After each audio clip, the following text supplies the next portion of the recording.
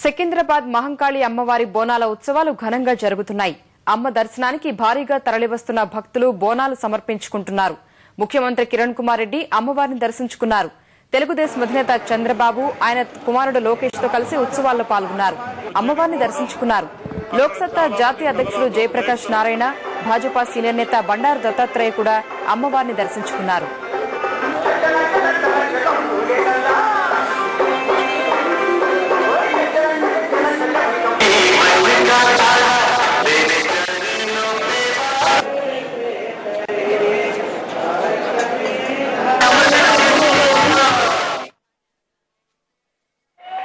మహంకాళి అమ్మవారి బోనాలకు సంబంధించిన మరిన్ని వివరాల్ని మా ప్రతినిధి భారతి ప్రత్యక్షంగా అందిస్తారు.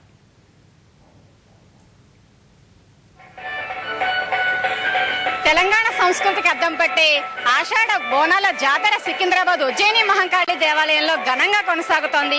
ఈ తెల్లవారుజామున 4 గంటలకు అమ్మవారి మేలుకొలుపు సేవతో అమ్మవారి దర్శనానికి భక్తులను అనుమతించారు.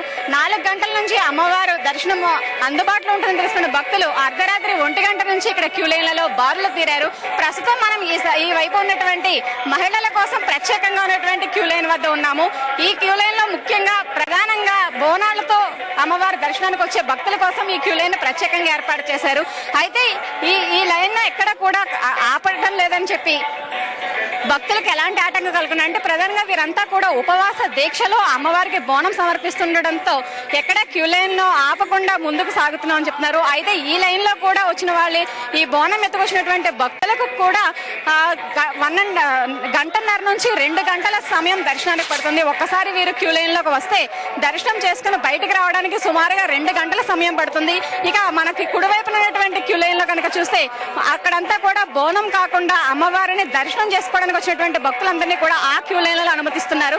అదే విధంగా ఆలయానికి మరో 2 వైపులు ఉన్నటువంటి ద్వారాల నుంచి కూడా మార్గాల నుంచి కూడా భక్తులను అనుమతిస్తూ ఉన్నారు. అయితే ఈ బోనాలతో వచ్చినటువంటి మహిళల కోసం ఏర్పాటు చేసిన క్యూ లైన్ లోనే సుమారుగా 2 గంటల పాటు దర్శనం చేసుకుని బయటకు రావడానికి సమయం పడుతుంది. ఇక మిగతా క్యూ లైన్లలో ఉన్న వాళ్ళ పరిస్థితి కూడా ఇంకా కాస్త ఇబ్బందికరంగానే ఉంది.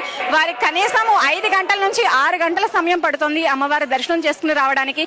దీంతో భక్తులంతా కూడా కాస్త అసహనాన్ని వ్యక్తం చేస్తున్నారు. అయితే భక్తుల తాకిడి అధికంగా ఉండడంతో ఇంతకంటే వేగంగా తాము అమ్మవారి దర్శనం కల్పించలేమని ఆలయ వర్గాలు చేతులెత్తేస్తున్నాయి.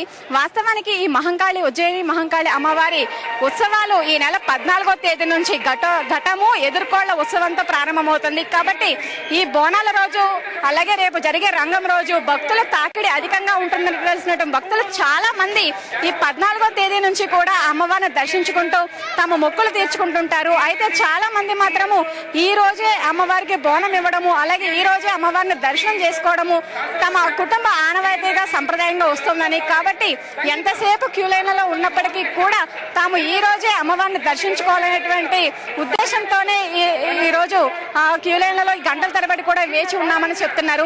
ఇక ఈ మహంకాళి ఉజ్జయిని అమ్మవారి దర్శనానికి ఈ సాధారణ భక్తుల తాకిడి ఏ విధంగా ఉందో అంతే స్థాయిలో విఐపీల తాకిడి కూడా ఉంది. కొద్దిసేపటి క్రితమే రాష్ట్ర ముఖ్యమంత్రి కిరణ్ కుమార్ రెడ్డి అలాగే మాజీ ముఖ్యమంత్రి చంద్రబాబు నాయుడు సహా పలువురు రాజకీయ నేతలు అమ్మవారిని దర్శించుకున్నారు.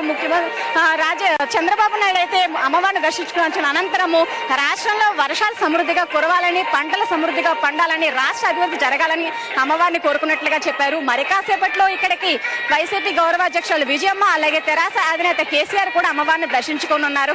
ఈ బోనాల ఉత్సవాలు ఈ సాయంత్రం వరకు కూడా అమ్మవారికి ఇలాగే బోనాలు సమర్పిస్తారు. అనంతరం సాయంత్రము పలహార బండ్లు, పూలు మొదలైనటువంటి ఉత్సవాలు కూడా ఇక్కడ అమ్మవారి ఆలయం చుట్టూ ఉన్నటువంటి 4 వీధుల్లో కూడా ఆ ఉత్సవాలు కూడా జరగనున్నాయి. Over to studio.